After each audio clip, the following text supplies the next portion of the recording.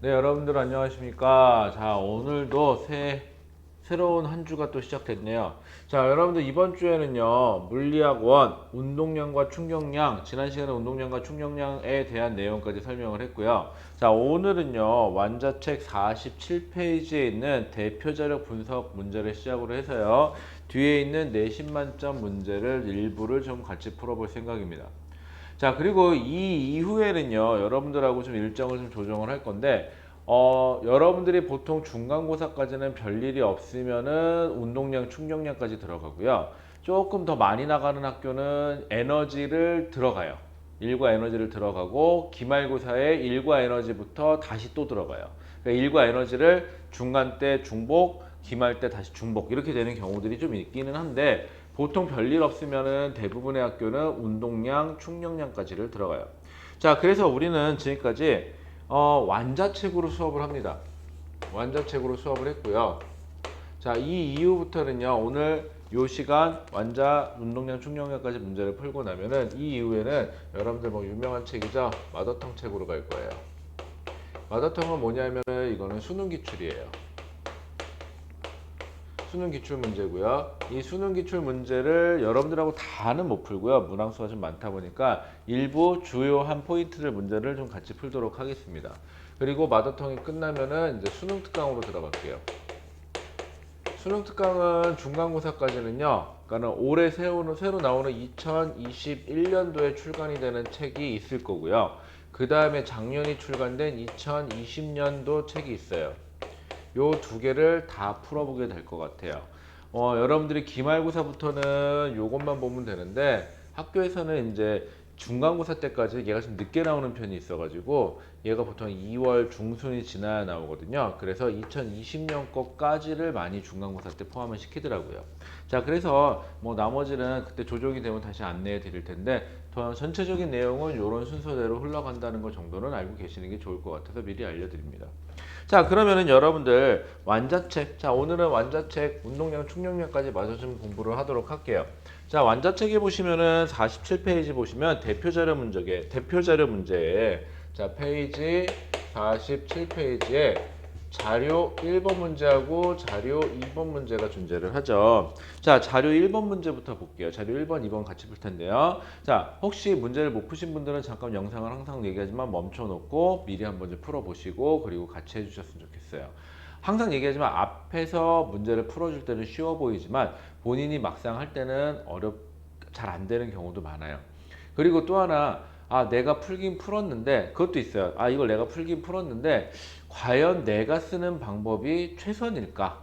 여러분들 항상 문제를 푸는 방법에는 여러 가지가 있어요. 그 중에서도 여러분들이 생각하는 방법이 과연 최선인가 꼭 생각해 주시기 바라고요. 혹은 클리닉 시간에 여러분들이 저한테 또 해줘야 될 게 있어요. 선생님은 이렇게 영상에서 풀어주셨는데 이런 식으로 저는 이런 방법으로 접근을 했는데 이게 잘못된 건가요? 저한테 한번 얘기를 해주세요.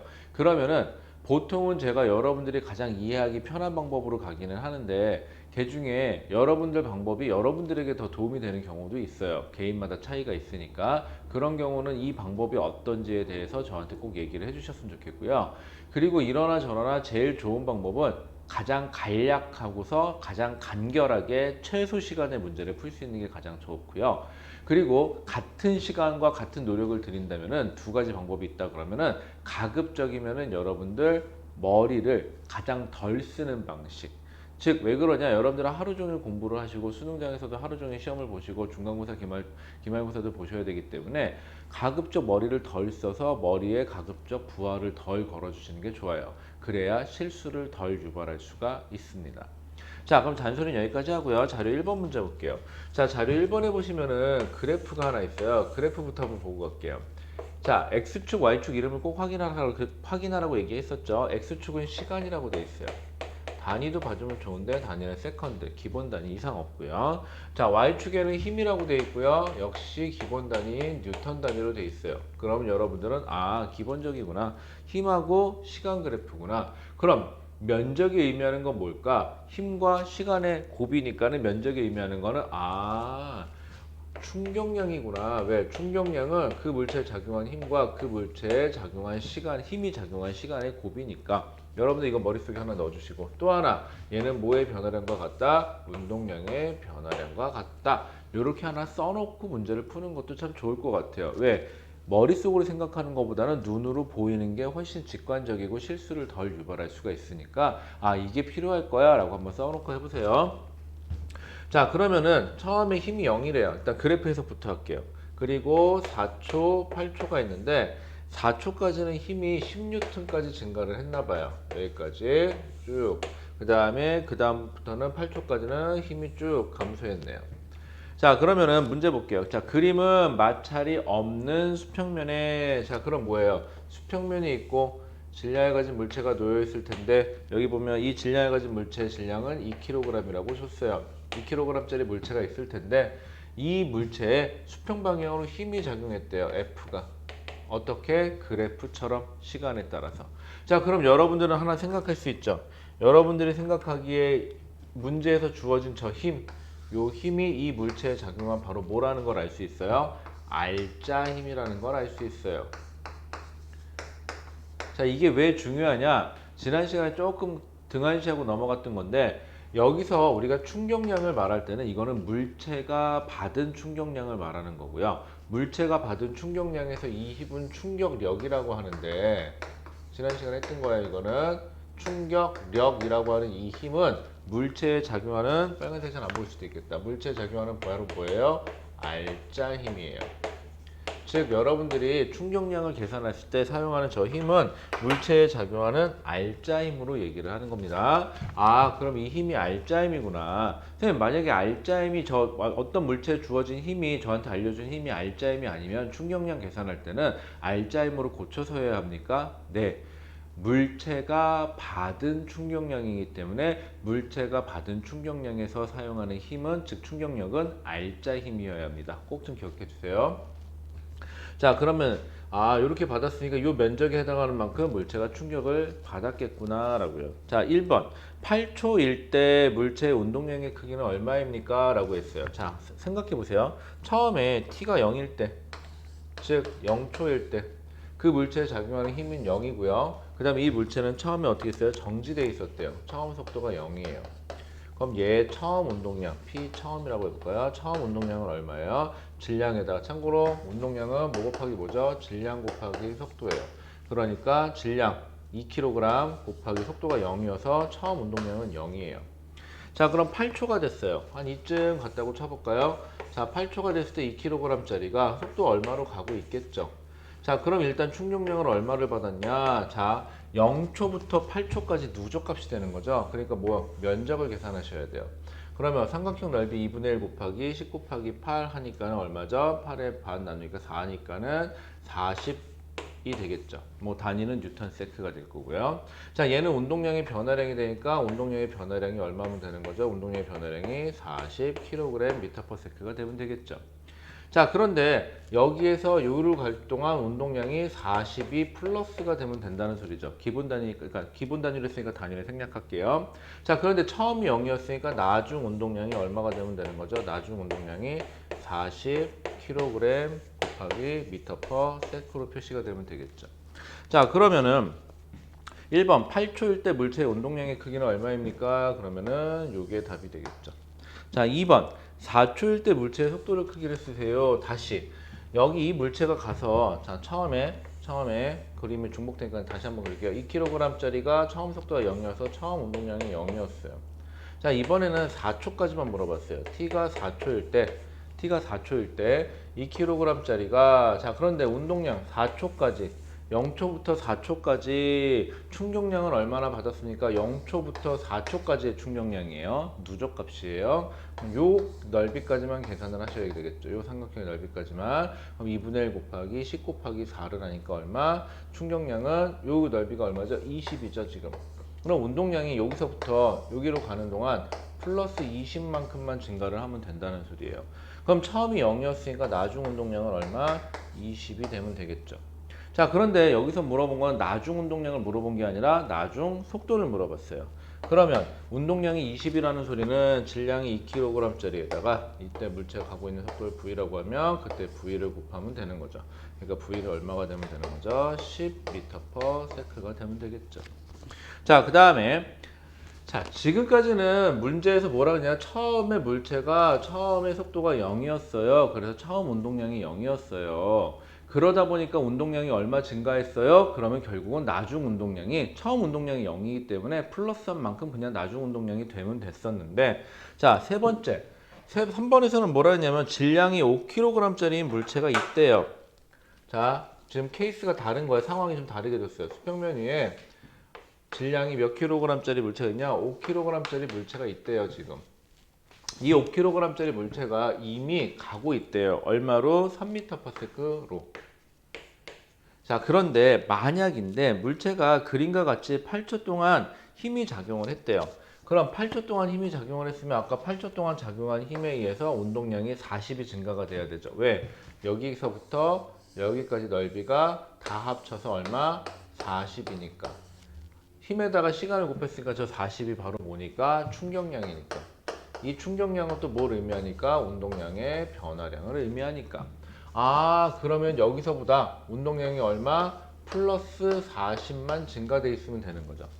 자, 그런데 처음 운동량이 이미 있네요. 처음 운동량이 P 처음이라고 써볼까요? 그럼 질량 5에다가 3을 곱하니까는 기본 단위니까 그냥 값만 쓸게요. 3, 5, 15. 15만큼의 운동량이 있었는데 나중 운동량이 P 나중인데 이게 얼마? 여기서 플러스 40이 증가가 돼야 되니까 얼마? 55가 되어 있겠네요. 그럼 단위는 킬로그램 미터 퍼 세크라고 쓰시면 되겠죠. 아이고 뒤에 자리가 없다. 자, 그러면은요 8초 후 물체의 운동량의 크기는 이라고 물어봤으니까 55kg 미터 퍼 세크입니다 라고 답을 하시면 되겠죠. 자, 4번 0에서 8초 동안 물체에 가해진 충격량은 얼마입니까? 충격량은 0에서 8초까지 항상 언제부터 언제까지인지 자, 이 기간이 필요한 애가 있고요. 어떠한 값을 만약에 4초에서의 힘이 얼마입니까? 그럼 10N입니다. 이렇게 대답하시니까 이거는 좌표점을 보는 경우죠. 그래서 여러분들이 좌표점을 봐야 할지 누적값을 봐야 할지 면적이죠. 이때는 기울기를 봐야 할지 혹은 순간 기울기인지 평균 기울기인지 이런 걸 잘 따지셔야 돼요. 자, 그럼 8번에서 봅니다. 4번에서 봅니다. 4번 1번 0에서 8초 동안 물체에 가해진 충격량은 얼마? 총 0에서 8초까지만 물어봤으니까 42 맞죠? 40 뉴턴 세크라고 대답하시면 될 거고요. 혹은 40 kg 미터 퍼 세크라고 대답을 하셔도 되죠. 왜? 운동량의 변화량과 단위가 똑같으니까. 그런데 팁을 하나 드리자면요. 문제에서 물어보는 단위로 대답을 해주세요. 만약에 뭐 뉴턴 세크라고 물어봤는데 서술형인데 40 뉴턴 세크 답을 써셔야 되는데 뉴턴 세크로 물어봤으니까 뭐 다 40 kg 미터 퍼 세크입니다 라고요.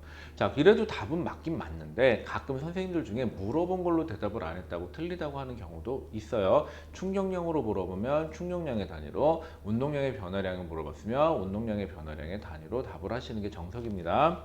자, 그 다음 볼게요. 자, 그 다음에 1번은 맞고요. 2번 물체가 받은 충격량은 물체가 받은 충격량은 물체의 운동량과 같은 게 아니라 뭐랑 같아야 되는 거죠? 운동량의 변화량과 같다라는 표현을 쓰셔야 되겠죠. 자, 그 다음에 3번 4초 이후부터 물체의 속도는 감소한다 라고 되는데 여러분들 4초 이후부터요 물체가 힘을 받긴 받아요. 힘을 받았죠. 그러면 우리 앞에서 배웠으니까 이거 잠깐 지울게요. 앞에서 배웠으니까 그림 하나만 간략하게 그려보세요. 여러분들 수평면 위에 질량을 가진 물체가 놓여져 있는데 이 물체가 이 방향으로 힘을 받고 있대요. 그럼 힘을 받은 방향으로 가속 운동을 하는 거죠. 자, 그런데 힘이 줄어들었다고. 그렇다고 이 방향으로 힘을 안 준 건 아니잖아요. 그렇다는 소리는 이 방향으로 가속이 된다는 소리죠. 다만 힘이 줄어들었으니까는 가속도의 크기가 줄어든다는 것뿐이죠. 그럼 만약에 그래프를 그리면 얘는 어떤 식이 될까요? 자, 시간, 속도 그래프를 그리면 0초부터 10초까지는 힘이 증가하니까 가속도도 증가해야 되죠. 그러니까 순간 기울기가 시간 속도에서 순간 기울기가 가속도니까 순간 기울기가 점점 이렇게 증가를 하다가 4초쯤 가서부터는 힘이 점점 줄어드니까 순간 기울기인 가속도도 점점 줄어들면 되니까 이런 식이 되겠죠. 8초까지는. 그러니까 어떻게 4초 이후에 속도가 증가하죠. 지금 쭉 증가는 하는데 그 기울기가 감소하는 것 뿐이죠. 그러니까 4번에 3번에서는 감소한다가 아니라 증가한다. 다만 증가율이 줄어든다 라는 표현을 써야 되겠죠. 자, 괜찮죠? 자, 자료 2번으로 갈게요. 자, 자료 2번. 47페이지에 자료 2번 보시면은요. 이 완자가 참 좋은 책인 것 중에 하나는 저 대표 자료 문제라고 하는 게 여러분들 이렇게 한번 생각해 보실래요? 여러분들 학교 시험에서 꼭 나오는 타입의 문제들이다. 왜? 물리를 하는 사람이라면은 이 단원에서는 이러한 문제를 꼭 내야 한다. 학교 내신이라면. 왜? 학교 내신에 문항수도 있는데 그 범위는 좁고 그 문항수를 뭘로 다 채우겠어요? 그럼 일단 뭐부터 채워요? 기본적인 문제부터 다 채우고 그 다음에 이런 걸 좀 더 해봤으면 스페셜한 걸 듣는 거죠. 그러니까 기본적인 문제로 보기엔 딱 좋아요. 자, 그림은 이 문제는 뭐가 되는 거죠? 그림과 같이 유리컵을 지면이 있어요. 지면에서 같은 높이의 유리컵이 하나, 두 개가 있어요. 똑같은 유리컵이니까 질량도 어떻겠죠? 똑같겠죠. 자, 질량이 똑같은 물체예요. 똑같은 물체를 가만히 들고 있다 놓은 거죠. 그럼 얘는 점점 아래로 내려가면서 중력을 받으니까 가속 운동을 하겠죠. 앞에서 했으니까. 자, 그래서 얘가 지면에 닿기 바로 직전에 두 물체가 지면에 부딪히기 바로 직전에 속도가 둘이 어때야 돼요? 속도의 크기가 같아야 돼요. 그리고 얘네들은 전제 조건 뭐냐? 바닥에 떨어져서 빵 하고 바닥에 떨어진 다음에는 속도가 둘 다 얼마가 돼야 돼요? 0이 돼야 돼요. 자, 여러분들 여기 이런 문제 볼 때 조심할 거 하나 있어요. 만약에 물체가 바닥에 딱 부딪혀서 그냥 정지해 버리는 거면 상관이 없는데 되튕겨 올라갔다. 이렇게 되튕겨 올라가는 문제는 여러분들이 꼭 신경을 쓰셔야 돼요. 이따 뒤에서 다시 한번 풀어볼게요. 그런 문제는. 자, 이렇게 되면은 운동량이 mv에서 0이 돼버리고요. 운동량이 속도가 0이 됐으니까 얘도 mv에서 0이 됐으니까 운동량의 변화량의 크기가 A라고 할까요? 얘를 A, B라고 하면 A가 됐건 B가 됐건 운동량의 변화량의 크기는 어때요? 같아요. 자, 그런데 A는 시멘트 바닥이래요. 여기가 시멘트 바닥으로 되어 있고요. 그 다음에 B는요, 카펫 위에다가 떨어뜨렸대요. 푹신한 카펫 위에다가 떨어뜨렸대요. 그러면 충돌하는데 A는 어떻게 되는 건지 바닥이면 텅 하고 그냥 부딪혀서 끝나는 거고 B는 쭉 내려와서 카펫 위에 떨어지면서 천천히 속력이 줄어들면서 멈추는 거죠. 그래서 지면에 부딪혀서부터 정지할 때까지 걸리는 시간을 여기를 T1이라고 하면 여기를 T2라고 합시다. 자, 그래프 볼게요. 자, 그래프 보시면 X축은 시간이라고 되어 있고 단위가 초단인가요? 단위는 아예 안 나왔네요. 얘는. 자, 그 다음에 Y축에는 뭐라고 되어 있죠? Y축에는 힘. 여기서 말하는 힘은 지면으로부터 컵이 받은 힘이니까 지면으로부터 컵이 힘을 받는다. 그러면은 누가 지면으로부터 컵이 힘을 받는 거니까 컵이 받는 힘의 방향은 이 방향, 지면으로부터 받는 힘의 방향은 얘도 역시 이 방향으로 힘을 받겠죠. 여기서 말하는 저 힘이 바로 뭐예요? 충격력이 되겠죠. 자, 그랬더니 얘는 A는 이런 식으로 충돌을 했고요. 이게 A, 그 다음에 B는 잘 보일라나? B는 충돌했는데 시간이 좀 오래 걸렸죠. 그래서 이런 식으로 충돌을 했어요. 이게 B예요, 지금. 자, 그랬을 때 운동량의 변화량이 같죠. 운동량의 변화량은 그 뭐가 같다는 소리죠? 충격량이 같다는 소리니까 얘하고 넓이는 충격량은 운동량의 변화량이 같기 때문에 충격량은 똑같아요. 자, 그 다음에 이때 얘가 받는 최고 힘, 이걸 FA, 이걸 얘가 받는 최고 힘을 FB라고 한다 그러면, 자, 그 다음에 평균 힘은 전체 평균을 내면 평균 힘이 되는 거죠. 자, 근데 어쨌거나 충격량은 뭐 곱하기 뭐죠? 힘 곱하기 시간이에요. 자, 그런데 둘은 충격량이 같죠. 이럴 때 A보다는 B가 이 시간이 더 크죠. 충돌하는 시간이 더 길죠, 지금. 그렇기 때문에 충격력이 어떨 수밖에 없어요? 더 작을 수밖에 없어요. 자, 그러면은 저 충격력이 작으면 뭐가 좋습니까? 뭐 했었죠? 충격력은 우리가 받는 고통, 물체가 받는 고통. 그래서 저 고통이 줄어들어서 컵이 깨질 확률이 더 줄어든다. 물체를 보호한다. 그럼 같은 충격량이라면, 즉 같은 운동량의 변화량이라면 충돌 시간을 늘려줘서 그래서 덜 깨지고 덜 아프게 한다. 그러한 원리를 이용하는 게 바로 뭐다? 보호제다. 자, 그러면은요. 1번. 자, 관련 있는 거 볼게요. 자, 여기다 써볼게요. 1번에서는 자, 충격량이죠. A하고 B의 충격량은 어때야 돼요? 같아야 돼요. 충격량은 같아요. 왜 같니? 그러면은 운동량의 결론은 운동량의 변화량이 같아요. 뭐 하는 동안에? 충돌하는 동안에. 자, 그다음 2번. 2번에서는 A하고 B의 운동량의 변화량이래요. 운동량의 변화량, 뭐 하는 동안에? 충돌하는 동안에 운동량의 변화량도 역시 어때요? 같아요. 2번이 같기 때문에 1번이 같다고 얘기할 수 있었던 거죠. 그 다음에 3번. 자, 여기서 문제네요. 3번 A하고 B 중에서 뭐라 그랬죠? 충격력을 받는 시간이라고 되어 있어요. 자, 충격력을 받는 시간은 누가 더 커요? B가 더 크죠. 그래서 충격력은 누가 더 커야 돼요? A가 더 커야 돼요. 여러분들 문제 볼 때 충격량하고 충격력하고 다른 거니까 요거는 좀 구분하셔야 돼요. 자, 그 다음에 2번. 자, 카페 뒤에 떨어진 유리컵은 시멘트 바닥에 떨어진 유리컵보다 힘을 받는 시간이 카페 뒤에 떨어진 게 시멘트 바닥보다 시간이 더 일죠. 어떻죠? 길죠. 길므로 충격력을 어떻게 했죠? 충격력 시간이 길어지니까 충격력이 작게 받아서 충격력을 작게 받아서 깨지지 않았다가 돼야 되겠죠.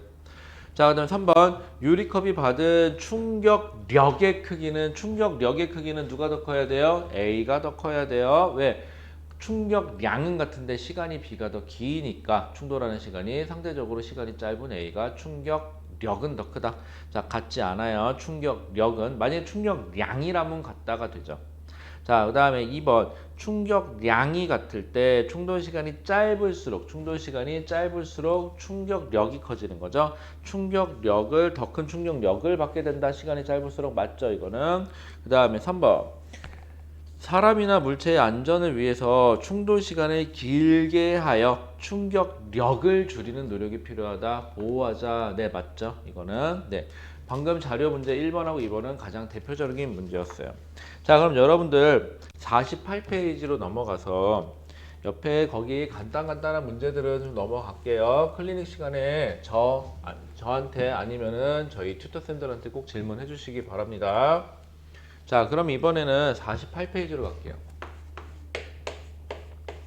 48페이지에서는 딱 세 문제를 같이 풀어볼게요. 여러분들 3번, 그 다음에 4번, 그 다음에 5번 요 세 개를 같이 풀어보도록 하겠습니다. 자, 여러분들도 잠깐 영상 멈춰 놓으시고 문제 확인하시고 혹은 문제를 풀었어도 문제가 뭐였는지 기억이 안 난다 그러면은 문제 한번 다시 읽어봐 주시기 바라고요. 절대 문제 외우지 마세요. 똑같은 문제는 안 나오는 게 정상이에요.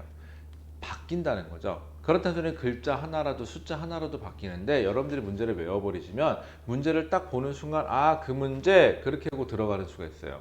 문제는 뭔가가 바뀌어 있는데 그래서 틀리는 경우들이 상당히 있어요. 그러면서 실수했어요, 문제를 못 봤어요 라고 하는데 안타깝게도 그 뒷책임은 여러분들이 지시게 돼요.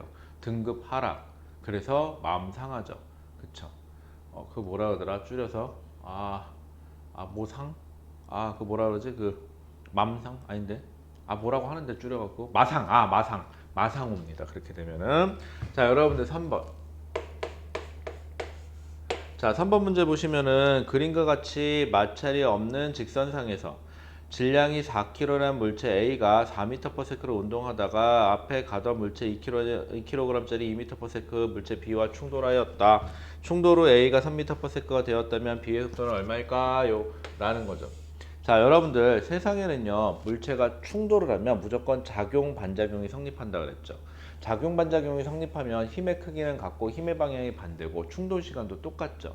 그렇기 때문에 여러분들 뭐가 성립한다 그랬죠? 운동량 보존 법칙이 성립한다 그랬죠. 충돌 전 물체의 총 운동량의 합은 충돌 후 물체의 총 운동량의 합과 항상 어때야 된다? 같아야 된다. 이 운동량 보존 법칙은 충돌하는 물체에서는 무조건 성립한다. 항상 성립한다 라고 말씀드렸어요. 자, 그럼 여러분들 그림 있어 항상 여러분들이 충돌 전과 항상 후를 두 개를 다 그려주세요. 만약에 문제에서 그림이 안 그려져 있고 말로만 써 있으면 여러분들이 헷갈릴 수 있으니까 이렇게 그림을 좀 그려놓고 하는 게 편해요. 그림 그리는데 그렇게 시간 걸리지 않아요. 대충 그리면 돼요. A가 있고요. A는 그냥 숫자만 쓸게요. 4kg짜리예요. 그래서 얼마로 가고 있대요? 4m/s로 가고 있대요. 자, 물체 B가 있어요. 물체 B는요. 이게 A고 B는 참고로 질량이 2kg짜리래요. 그리고 오른쪽으로 2m/s로 가고 있어요. 요건 다 써주자. 자, 그럼 다음에 충돌 후에 A, B가 있는데, 자, A는 4kg짜리 그대로인데 속력이 얼마? 3m/s가 되었고요. 얘는 얼마가 됐을까요? 라는 건데, 여러분들 이 문제 풀 때 이건 간단하니까 그냥 놓치고 지나가는 게 있는데요. 첫 번째 우리 신경 써야 될게요. 충돌하는 동안 A는 B로부터 진행 방향의 반대로 힘을 받고요. B는 진행 방향과 같은 방향으로 힘을 받아요. 물론 힘의 크기는 똑같겠죠. 자, 그렇기 때문에 A는 가던 방향의 반대로 힘을 받으니까 속력이 줄어들든지 혹은 반대로 가게 돼 있어요. 자, 그 다음에 A는요, 진행 방향과 같은 방향으로 힘을 받았으니 이 B의 속도의 방향은 원래 방향을 유지할 거고요. 그리고 한번 잘 생각해 보세요. 속도가 2m/s보다 커지겠죠. 그죠? 첫 번째. 그 다음 두 번째. 한번 잘 생각해 보세요. 이게 A고 이게 B예요. 가서 빵 충돌했는데 충돌한 후에는요, 얘는요, 만약에 A의 방향이 이 방향이라면 이 3m/s보다 B가 커야 돼요. 안 그러면 어떻게 되느냐? 자, 빵 부딪히면 얘가 더 빨라서 이렇게 가야죠. 만약 얘가 더 느리면 얘가 더 빠르고 그럼 빵 빠바바바바바박 부딪히면서 갈 거야? 이건 말이 안 되잖아요. 어떻게 생각해 보면 당연한 거죠. 이런 문제 풀 때 당연하게 내가 뭔가를 계산했는데 V는 3m/s보다 크게 나오고 당연히 원래 기존의 2m/s보다도 당연히 더 크게 나와야 돼. 이렇게 돼야 되는데 계산했는데 이게 조건을 안 맞았으면 그냥 여러분들은 그런가 보다 하고 내가 뭐 실수했는지 확인도 안 하고 넘어가는 경우였는데 이건 당연한 거예요. 그런데 이 당연함 때문에 나중에 문제를 풀다 보면 아주 복잡한 문제에서는 그걸 기본 조건으로 깔고 들어가야 되는데 그럼 여러분들이 못 깔고 들어가는 경우들이 생겨요. 자, 그럼 이 문제 그냥 풀어볼게요. 충돌 전 운동량을 따질 때는 하나 더 확인해야 되겠죠. 운동량은 방향이 있으니까 플러스 방향을 설정해 주셔야 돼요. 저는 오른쪽으로 운동량을 플러스 방향으로 설정을 할게요. 자, 그러면은 4kg짜리가 충돌 전 4kg짜리가 4m/s로 가고 있었어요. 오른쪽이니까 플러스 방향 맞고요. 더하기 이번에 2kg짜리가 2m/s로 가고 있었고 역시 오른쪽 방향이니까 플러스는 충돌 전 A의 운동량의 합과 A와 B의 운동량의 총합은 충돌 후, 자, 충돌 후 A는 4kg짜리가 3m/s로 가고 있대요. 자, 그 다음에 더하기, 자, 그 다음에 B는 2kg짜리가 속도 V로 가고 있대요. 자, 충돌 후 운동량의 합이죠. 방향은 틀어진 게 없으니까 둘 다 플러스. 자, 그러면 이거 얼마예요? 4, 4, 16에다가 더하기 2, 4. 이것만 해도 얼마예요? 20인가요? 이거는 4, 3, 12 더하기 2V. 넘어가면 얼마죠? 8은 2V. 그럼 V가 얼마가 되면 되죠? 4m/s가 되면 되겠죠. 자, 그래서 답은 4m/s가 되면 되겠어요.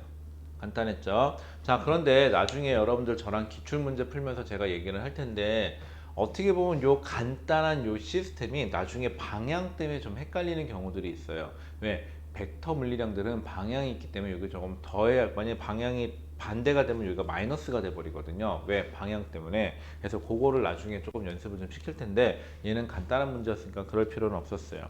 자, 4번 문제 가보죠. 4번은 요 옆에다 풀게요. 이거 지우고. 자, 4번. 자, 4번 문제에서는 자, 그린 가는 마찰이 없는 수평면 위에서 라고 했으니까는 뭔가 힘을 줬으면 그게 R자임이겠구나. 자, 질량이 같은 물체 A와 B가 각각 등속 직선 운동하는 모습을 나타낸 것이고, 자, 그럼 여기 4번을 여기다 해볼게요. 자, 4번에서는 뭐라 그랬냐면은 수평면 위에 물체가 A라는 물체랑 B라는 물체가 놓여 있는데 얘는 몇 미터 떨어져 있냐? 여기서부터 여기까지가 총 2m 떨어져 있대요. 자, 그 다음에 자, 그림 나는 기준선으로부터 A의 위치를 시간에 따라 나타낸 것입니다 라고 되어 있죠. A가 기준선을 통과한 순간 A와 B의 사이 거리는 2m이며 A와 B는 1초일 때 정면으로 충돌했습니다 라고 되어 있어요. 자, 그러면은 그래프상에서는 자, 이 문제는 몇 개가 지금 숨겨져 있어요. 자, 시간, x축은 시간이고요. 세컨드 우리 기본 단위죠. y축이 위치예요. 누구? A의 위치고요. 단위는 미터 단위예요. 그래서 그래프가 1초, 2초라고 되어 있고요. 그 다음에 1초까지는 여기 3, 여기 4. 그래서 1초까지는 3, 여기까지 직선, 그 다음에 여기 2까지, 여기까지인데 여기까지 다시 또 직선, 이런 식으로 돼 있어요. 기울기가 확실하게 표시가 안 됐네. 자, 이에 대한 설명으로 옳은 것은인데, 여러분들 잘 보세요. 얘는요, 그럼 A는요, 이건 A에 대해서 쳐다본 거니까 이 기울기, 제가 분명히 1초일 때 충돌했다고 되어 있으니까 1초까지는 이 기울기가 바로 뭐가 되는 거예요? A의 속도가 되는 거죠. A가 그럼 얼마예요? 기울기가 1분의 3이니까 아, 얘는 충돌 전에 얼마로? 노란색으로 써드릴게요. 3m/s로 가고 있었구나. 이게 되는 거죠. 그 다음에 이건 전이죠, 충돌. 자, 그래프에서 충돌 후를 하나 더 그려볼게요. 이건 A고요, 이건 B예요.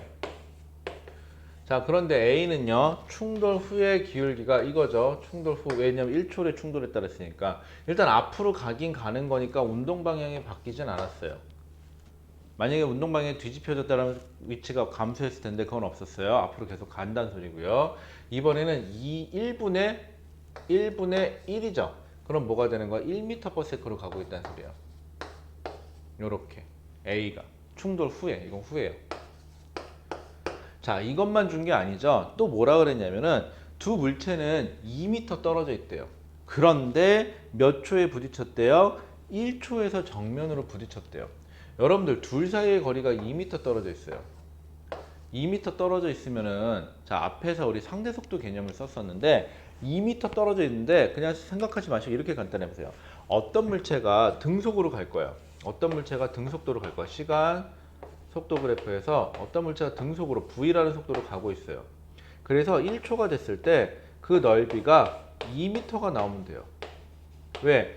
뭔지 모르겠지만 둘의 상대 속도 때문에 2m인 거리를 1초 만에 가서 서로 만났다는 소리니까, 그러면은 속력이 얼마? 2m/s가 돼야 돼요. 즉 상대 속도가 2m/s가 되면 두 물체는 1초 후에 2m를 서로 전진해서 하고 서로 가서 만나게 돼 있어요.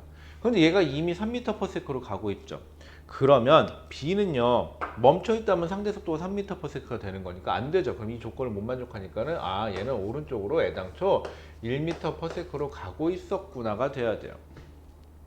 아, 요렇게 되면은 상대 속도가 2가 되니까는 2m/s, 그러니까 1초 만에 2m를 가서 둘이 부딪히고, 그 다음에 그래프는 A 시간에 대한 A의 위치를 나타내는 거니까 충돌 전후 A의 속도를 나타내 주는 건데, 계속 앞으로 전진했으니까 일단 운동 방향 그대로 유지가 되고, 기울기에 의해서 기울기가 3m/s, 1m/s니까 충돌 전후로 속도를 알려줬구나. 그리고 2초에 둘이 부딪힌 걸로 해서 B의 처음 속도를 알려줬구나. 이렇게 된 거예요. 그럼 이제 문제가 뭐랑 똑같아져요? 방금 푼 3번 문제랑 똑같아지는 거죠. 그럼 운동량 보존 법칙을 쓰기 전에 항상 뭐부터 하라 했죠? 오른쪽 방향으로 플러스 방향으로 일단 방향을 설정해 주세요. 자, 왜냐하면 방향이 반대가 되면 마이너스가 뜨겠지 뭐. 그러니까 방향은 플러스 마이너스냐는 뭐 방향 문제예요, 여기서는. 자, 그럼 충돌 전 운동량. 자, 근데 질량이 서로 어떻다 그랬죠? 질량이 얼마인지 모르겠죠? M이라고 할게요. M. 그럼 충돌 전 운동량은 3M. 숫자만 쓸게요. 더하기 A는 됐고, B는 얼마예요? M. 1 곱하기 M이니까 는 충돌 후 M 곱하기 1이니까 M 더하기 M 곱하기 얘의 속도. 자, 당연히 아까도 했죠. 충돌했으니까는 더 갔으면 더 갔지. 힘의 방향 이 방향이니까 당연히 이렇게 되겠죠. 그러면은 자, M 곱하기 V 이렇게 버리면 되겠죠. 그럼 이거 몇 M이에요? 4M. 여기는 M이니까 이게 몇 M이 돼야 돼? 3M. 그럼 M 곱하기 V가 몇 M? 3M이 되면 되겠죠. 그러면은 V가 얼마예요? 아, 얘는 3m/s구나. 이렇게 하면 되겠죠. 됐을까요? 괜찮죠? 자, 그 다음에 이 문제도 사실은 뭔가 얘기할 게 좀 있긴 있어요. 하지만 여러분들 지금 현재 실력으로는 요 정도까지만 일단 해주시면 돼요. 나중에 이 문제 가지고도 저랑 얘기할 게 분명히 존재를 합니다. 하지만 지금은 아니에요. 사람은 다 때가 있으니까. 자, 기억. 충돌 전 A의 속력은 3m/s이다 맞고, 충돌 후 A의 속력은 1m/s이다 맞고, 충돌 후 B의 속력은 3m/s이다 맞아요. 자, 여러분들 방금 제가 그런 소리 했을까? 이 문제는 저랑 뭔가 더 얘기할 게 분명히 있어요 라고. 자, 여러분들 제가 여러분들을 공부시킬 때 어느 단계에 이르기 전까지는 똑같은 문제를 똑같이 다시 자꾸 풀리는 걸 자꾸 해요. 가끔 여러분들은 이렇게 똑같은 걸 풀릴 때 저랑 얼굴을 많이 오래 본 친구들은, 오래 본 학생들 같은 경우는 그렇게 하는 게 좋구나 라는 걸 깨닫는데, 저를 처음 본 학생들 같은 경우는 똑같은 걸 다시 주면 왜 날 이걸 다시 주지? 난 했는데, 나 이거 풀 줄 아는데, 이렇게 얘기하시는 분들이 종종 계세요. 자, 그런데 한 가지만 부탁드릴게요. 아무리 똑같은 문제를 풀더라도요, 여러분들이 얼마나 발전이 됐냐에 따라서 풀이 방법이 조금씩 바뀌고요, 보는 시야가 달라져요. 분명히 이 문제하고 이 문제에서 여러분들이 볼만한 것들이 좀 있기는 있는데, 여러분들 능력에서는 지금은 아직은 안 하는 게 좋아요. 능력이 되더라도 일단 기본적인 문제만 좀 풀어주세요. 여러분들 저랑 나중에 얘기할게요. 중요한 거 하나 숨겨져 있는 게 있어요. 자, 그 다음에 5번 갈게요. 자, 지우고 해야겠네요. 자, 5번.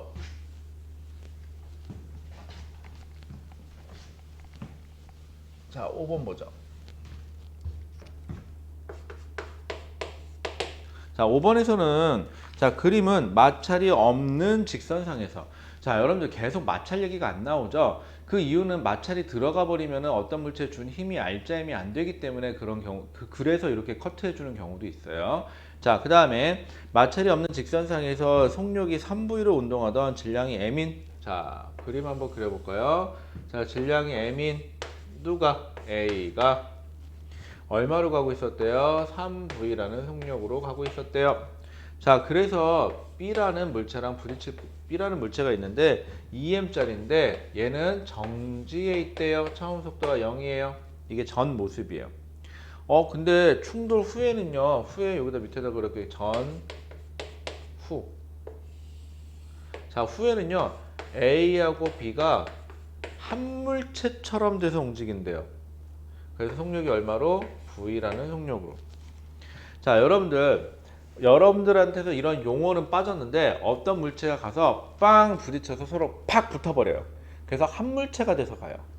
자, 이렇게 되는 거를 우리는 이런 걸 전문용어로 뭐라 그러냐, 이거 비탄성 충돌이라고 그러는데, 그 중에서도 부딪혀서 한 물체처럼 돼서 가는 거를 우리는 완전 비탄성 충돌이라고 그래요.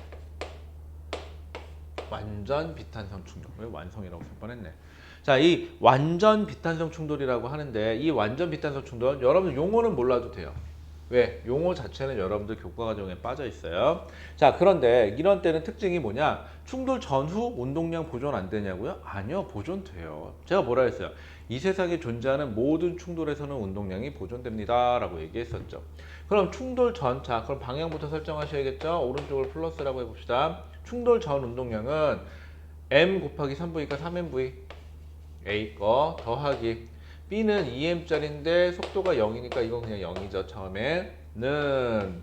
자, 두 물체가 한 물체처럼 가죠. 그럴 때는 그냥 두 개를 하나로 보세요. 질량 m 더하기 2m짜리가 m 더하기 2m짜리가 그 다음에 나중 속도 얼마? v로 간대요. 만나볼까요? 이러고 하면 뭐가 되냐? 3mv. 이거 다 더하고 곱하면 3mv. 똑 떨어져야 돼요. 이렇게. 자, 그 다음에 또 어차피 둘이 충돌하면은 A는 진행 방향의 반대 방향으로 힘을 받고 B는 진행 방향과 같은 방향으로 힘을 받으니 A는 속력이 줄어들고 B는 속력이 늘어나는 거죠. 그래서 V로 서로 같아진 것 뿐이에요. 자, 그러면은 기억. 충돌 후 A의 운동량은 감소했습니까? 라고 되어 있는데, A는 지금 이렇게 보죠. A는 A만 볼게요. 얘는 나중 속력 V, 얘도 V가 된 거죠. 같이 간다는 소리는.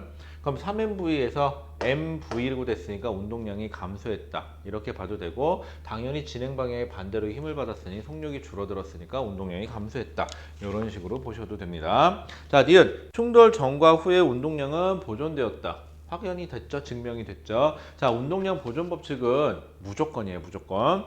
그 다음에 디귿 충돌 과정에서 B가 받은 충격량은, 자, B가 받은 충격량은 IB라고 써보면, B가 받은 충격량은 운동량의 변화량, 누구? B의 운동량의 변화량만 보시면 되죠. B는 운동량이 처음에 얼마였죠? 0이었죠. 0이었던 애가 얼마가 된 거죠? 질량이 2m짜리니까 B만 보는 거야. B만. B가 2m짜리가 V가 됐으니까 2mV가 된 거죠. 운동량이 얼마 변한 거죠? 2MV만큼만 변한 거죠. 그러니까는 충격량은 3MV라고 하시면 안 되고 2MV라고 하셔야 돼요.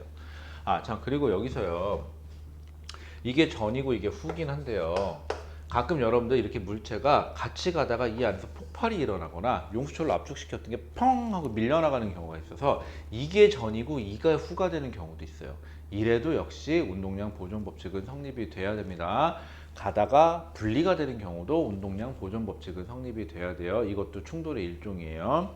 자, 그 다음에 넘어가죠. 자, 넘어가시면은 여러분들 49페이지에 가시면은 방금 얘기한 문제가 있네요. 6번하고 11번을 전환 좀 같이 볼게요. 자, 넘어가시죠.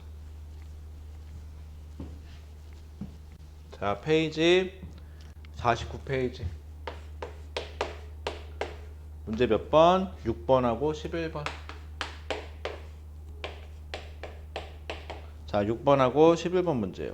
자, 6번하고 11번 문제인데 그림은 마찰이 없는 수평면 위에 압축된 용수철로 연결된 술의 AB가 3m/s 아까 방금 풀었던 문제랑 역순으로 가는 거예요. 얘는 두 물체가 같이 간대요. 같이 가는데 가운데 용수철이 이렇게 압축이 돼 있어서 어쨌거나 같이 가는 거잖아요. 어쨌거나 같이 가는 거예요. 같이 가는데 A는 여기 A고 이게 B인데 A는 1kg짜리고요. 그 다음에 B의 질량은 2kg이래요. 그리고 둘 다 오른쪽으로 3m/s. 그럼 얘도 갖고 있는 거예요. 3m/s로. 간단하게 생각하세요. 자, 이 상태에서 용수철이 풍 하고 풀리면서 뒤로 뿅 하고 분리가 되는 거죠. 이게 이전에 풀었던 문제로 역순으로 가는 거예요. 그랬더니 이게 전이고 후에서 A가 있고 B가 있는데 용수철의 질량은 무시한다는 것 같죠? 그 다음에 A가 오른쪽으로 1m/s로 가고 있어요.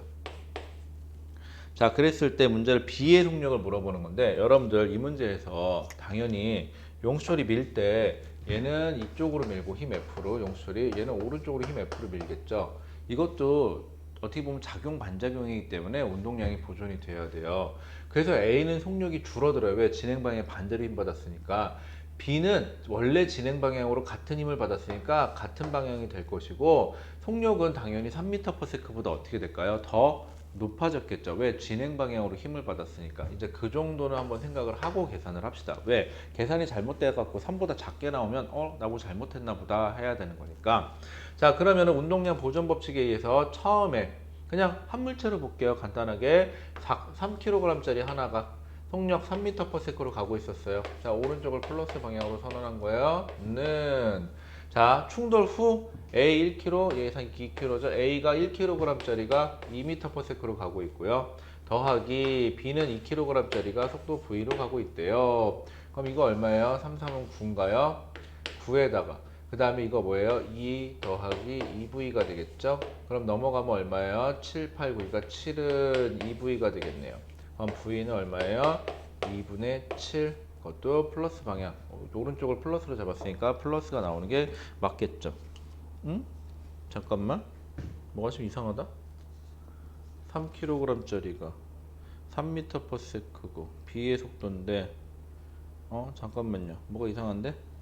등속도로 가져서 3kg짜리가 3m/s로 가고 있었고 1kg짜리가 1m/s로 가고 있고 그 다음에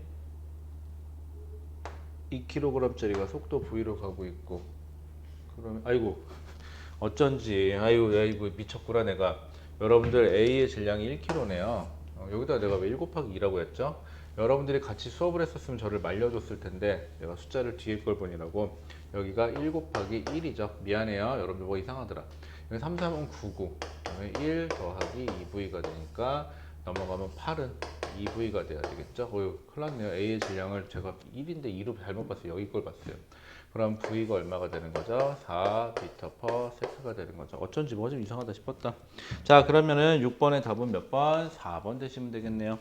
자, 그 다음에 11번. 자, 11번 같은 타입은요, 여러분들 꼭, 제발, 꼭 해주셔야 돼요. 11번 같은 타입은. 자, 11번으로 넘어갈게요. 자, 11번 문제 보시면은요, 자, 11번 문제는요. 여러분들이 지금까지 있던 물체는 방향 설정이 다 한결같이 같은 방향으로 가니까 다 플러스로 선언해 주셨으면 됐는데 여기 벽이 있어요. 벽. 인생의 벽인가요? 자, 벽이 있고요. 여기 질량 m을 가진 물체가 오른쪽으로 v라는 속도로 가고 있어요. 그래서 벽에 부딪힌 다음에 당연히 질량 m이겠죠. 벽에 부딪혀 같은 물체니까 왼쪽으로 0.5V로 빠져나가요. 이렇게. 자, 그러면 이때 충격량을 계산해야 되는데 결국은 충격량은 자, 다시 한번 써볼까요? 충격량은 충격받은 힘에다가 충격받은 시간을 곱해주면 되고 얘는 뭐의 변화량과 같다? 운동량의 변화량과 같다라고요. 자, 그럼 운동량의 변화량은 어떻게 계산하시죠? 운동량의 변화량은 나중 운동량에서 빼기 처음 운동량을 해주시면 되는데 문제는 얘네들은 방향이 있는 애들이기 때문에 꼭 방향에 입각해서 문제를 푸셔야 돼요. 자, 그럼 운동량의 변화량의 크기를 계산할 거니까 여러분들 나중 운동량의 방향을 플러스 방향으로 선언하는 게 좀 편해요. 자, 나중 운동량이 이 방향이니까 저는 이쪽 방향을 플러스로 선언을 할게요. 자, 그러면은 운동량의 변화량의 크기는 자, 나중 운동량 이거죠. 저는 왼쪽을 플러스로 선언했으니까 0.5mv가 되겠죠.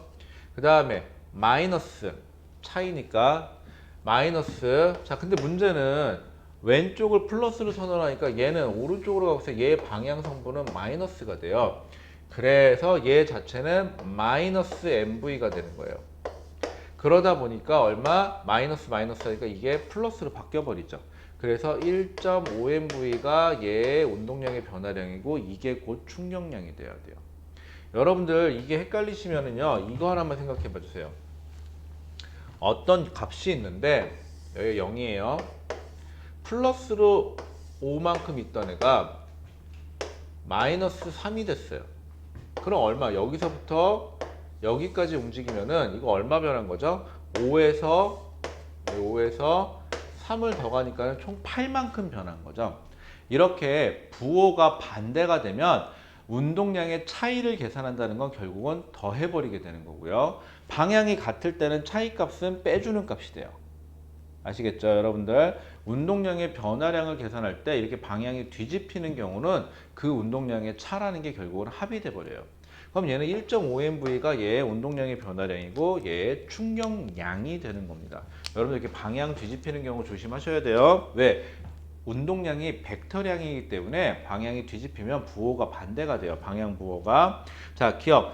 벽에 충돌한 후 공의 운동량의 크기는 벽에 충돌한 전후로만 따지는 거예요. 운동량의 크기. 전에는 mv, 후에는 0.5mv니까 충돌한 후 공의 운동량의 크기는 감소했다라고 하는 게 맞죠. 변화량 물어보는 게 아니라 전의 크기, 후의 크기만 물어본 거예요.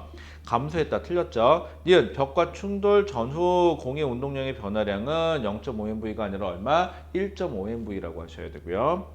자, 충돌하는 과정에서 공이 벽으로부터 받던 충격량의 크기는 운동량의 변화량의 크기는 1.5mv와 같으니까 1.5mv다. 맞네요. 디귿 하나만 맞으니까 답은 3번이에요. 이렇게 되면은 여러분들 방향 뒤집히는 문제 꼭 하나는 나옵니다. 자, 그 다음에 여러분들 시간이 벌써 48분 거의 50분이 다 돼가네요. 여러분들 좀 힘들겠다. 여러분들 저랑 딱 하나 정도만 더 해보시면 될 것 같은데 나머지는 다 했던 문제고요. 여러분들 50페이지로 한번 가보세요. 나머지 문제들은 저랑 지금 다 했던 문제하고 유형들이 비슷하니까 여러분들이 직접 한번 해보시고 안 되면 저랑 항상 얘기하지만 이 수업에서는요. 영상으로 하는 이유는 여러분들마다 개별로 다 진도가 다르기 때문에 또 이해하는 정도가 다르기 때문에 그 베이스를 깔아주는 거고 기본적인 질문은 다 클리닉 시간에 저한테 아니면 저희 튜터쌤들한테 꼭 하셔야 되고요. 아시겠죠? 만약인데 그 시간에 못 오거나 못 맞췄으면 나중에라도 저라고라도 어떻게 좀 시간을 맞춰서라도 다시 아니면 저희 튜터쌤들하고 시간을 맞춰서라도 다시 꼭 질문을 해주셔야 됩니다. 여러분들 이거는 꼭 약속이고 이 수업을 그래야지만 여러분들이 훨씬 더 효율적으로 가져갈 수가 있어요. 자, 다시 한번 얘기하지만 이 수업의 가장 큰 묘미는 제가 생각했을 때 수업을 앞에서 진행을 해버리면 여러분들 진도가 어떤 사람은 이해력이 빠르고 어떤 사람은 이해력이 늦으면 누구는 늦고 누구는 빠르고 그래서 둘 다 불편해져요. 그런데 이렇게 수업을 해버리면 늦은 사람은 천천히, 빠른 사람은 더 빨리, 중간에 더 필요한 문제 더 풀고 복습하고 하시면 되고, 그리고 필요한 거 서로 각자 다 다르니까 질문하고 필요한 거 요청하고 이러라고 우리는 이 수업을 하고 있는 거예요. 이 수업의 묘미를 최대한 살려봅시다. 자, 그러면 여러분들 50페이지. 자, 오늘의 마지막 문제가 될 것 같은데요. 50페이지에 보시면은 13번 문제가 있습니다. 13번. 뭐 본의 아니게 뽑게 됐는데 13번 문제는 13번이라는 숫자가 굉장히 중요하다는 거 여러분들 알고 계시죠? 왜? 제 생일이 13일이에요. 몇 월인지는 나중에 알려드릴게요. 자, 그러면은 지금 같은 경우는요. 지금까지 했던 걸 좀 종합적으로 가볼게요. 물체를요. 1kg짜리 물체를 가만히 놓는데요. 1kg짜리를 가만히 놔요. 그래서 지면으로부터 몇 미터 떨어져 있는? 20m 떨어져 있는. 그래서 얘가 되튕겨 올라갔대요.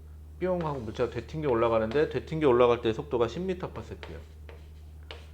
그럼 얘 충격량을 계산하거나 운동량의 변화량을 계산하고 싶으면 얘가 뿅 떨어져서 여기 와서 떨어지기 바로 직전에 속력이 얼마인지를 알아야 뭐 풀던 말들 할 거 아니에요. 자, 그러면은 이때 1kg짜리고 중력가스는 10m/s제곱으로 하래요. 자, 그럼 얘는요 처음 속도가 얼마죠? 0이죠. 얘를 놨어요. 충돌하는 동안을 물어볼 여기를 알아야 돼요. 요 속도를 알아야 되는데, 그럼 얘는 쭉 해서 무슨 운동을 할까요? 등가속도 운동을 하겠죠. 자, 그러면 중력가속도 얼마로 가속이 되죠? g 10m/s 제곱이겠죠. 왜? 자유낙하니까 얘는. 그러면 시간속도 그래프 하나만 그릴게요. 자, 처음에 저 물체가 속도가 0이어서 쭉 등가속도 운동을 하겠죠. 얼마? 10m/s 제곱이라는 가속도로.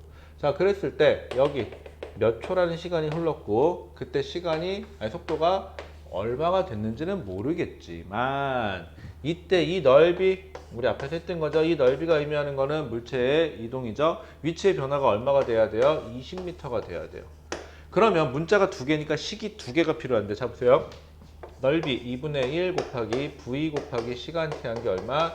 20m여야 하며 t분의 v, 즉 기울기 알고 있죠? 기울기 중력가속도 g니까는 10이 나와야 된다는 사실을 알고 있어요. 자, 그러면은 20m니까는 그럼 계산해 볼게요. 그럼 나한테 필요한 건 속도니까 t를 소거해야 되겠죠? 그럼 t는 해서 요걸로 소거해 볼게요. t는 요거, 그럼 t 넘어가니까 얘는 10분의 v 여기다가 집어넣읍시다. 그럼 얼마가 되죠? 2분의 1 곱하기 v 곱하기 10분의 v는 20. 그러면은 이거 20이니까는 옆에다 써볼까요? v제곱은 20을 양변에 곱해주면 되죠? 20 곱하기 20이죠? 일부러 계산 안 해요. 그러면 얼마예요? 충돌 전 속도가 20m/s라는 소리죠? 20m/s라는 소리예요. 아, 그러면 이때 그럼 운동량의 변화량은 나중 운동량에서 처음 운동량을 뺄 텐데 방향이 뒤집혀졌죠. 자, 저는 이 방향을 플러스, 나중 운동량을 방향을 플러스라는 게 편하다 그랬죠. 그러면은 질량 1이니까 1 곱하기 10, 운동량 10에서 마이너스. 근데 얘는 방향이 반대니까 역시 마이너스 1 곱하기 20에서 20. 그럼 얘는 얼마? 30이라는 운동량이 변했죠. 그러니까 충격량이 30이 되겠네요. 자, 기억. 지면에 충돌하기 직전의 공의 속력은 20m/s다. 방금 계산했으니까 맞고요. 이거 어떻게 계산하냐고요? 우리 맨 앞에서 배운 시간속도 그래프 그려서 하시면 돼요. 뭐 물론 뒤에 에너지를 배우면 위치 에너지하고 운동 에너지 관계를 해서 더 빨리 빼낼 수는 있는데 아직은 거기 안 배웠으니까 이걸로 합시다. 자, 그 다음에 니은 공이 지면으로부터 받는 충격량은 운동량의 변화량이 30이었으니까 충격량도 30Nm/s겠죠. 기본 단위로 했으니까 당연히 답도 기본 단위로 나오면 되고요. 자, 공이 지면으로부터 받은 충격량의 방향은, 자, 공이 지면으로부터 받은 충격 뭐의 방향? 충격량의 방향은, 자, 충격량은 다시 써볼까요? 충격량은 힘 곱하기 시간이죠. 그러니까 결국은 힘의 방향이 충격량의 방향인데, 충격력의 방향이 충격량의 방향인데, 얘는 공이 지면으로부터 충돌하면서 이 방향으로 힘을 받는 거죠. 그렇죠? 그렇기 때문에 뭐라고 되어 있죠? 공이 지면으로부터 받은 충격량의 방향은 공에 작용하는 중력을 어느 방향? 아랫 방향으로 작용하는 게 중력이죠. 그 다음에 이거는 충격력이고요.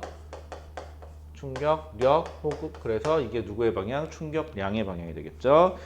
방향과 같다가 아니라 서로 반대다라는 표현을 써주셔야겠다. 괜찮죠? 자, 그러면 여러분들 뒤에 나머지도 한번 쭉 풀어보시고 지난 시간까지 숙제가 아마 뭐 61페이지까지가 숙제였을 것 같은데 해서 여러분들 안 되는 거는 저랑 저희 튜터쌤들한테 꼭 질문을 해주시기 바라고요. 그 다음에 이 뒤에부터는 여러분들하고 저하고 이제 기출 문제를 좀 풀 거예요. 그래서 기출 문제를 풀 거고 여러분들이 영상을 확인하는 루트가 똑같은 홈페이지를 사용하는 건 맞는데 거기에 아예 마더텅 풀이라고 해서 아예 다시 올려드릴 테니까 그쪽으로 들어가서 아마 제가 저희 수업 시간에 다시 한번 얘기할 거예요. 자, 그렇게 하시면 될 것 같고요. 여러분들 여기까지가 이제 보통 우리가 말하는 중간고사 기본 범위예요. 물론 요거보다 조금 더 나가는 학교도 있긴 있을 수도 있지만 일반적으로는 충족량까지가 중간고사 범위가 됩니다. 어떻게 보면 많고 어떻게 보면 적은 양이에요. 자, 그래서 이 완자책에 나와 있는 문제 이것만 잘해도 여러분들 여기 있는 것만 제대로 풀어도 등급 잘 나와요. 한 2등급까지는 잘 나와요. 그럼 2등급과 1등급을 건너가기 위해서는 어쩔 수 없이 좀 어려운 문제를 풀게 되겠죠. 바로 그게 기출문제예요. 화학하고는 다르게 물리는 기출문제를 먼저 풀고 수능 특강을 풀게요. 그게 좀 더 낫더라고요. 그게 좀 더 좋더라고요, 여러분들에게. 화학은 아마 완자 끝나면은 수특을 하고 그 다음에 아마 기출문제를 풀게 될 거예요. 자, 그러면은 여러분들 요 다음 시간부터는 이제 기출문제 풀도록 하고요. 요 다음 시간이 아니라 이제 챕터 2개니까는 바로 쉬고 다시 기출문제 들어가겠네요. 자, 그러면 잠시 쉬고 그 다음에 기출문제 들어가도록 하겠습니다. 네, 고생하셨습니다.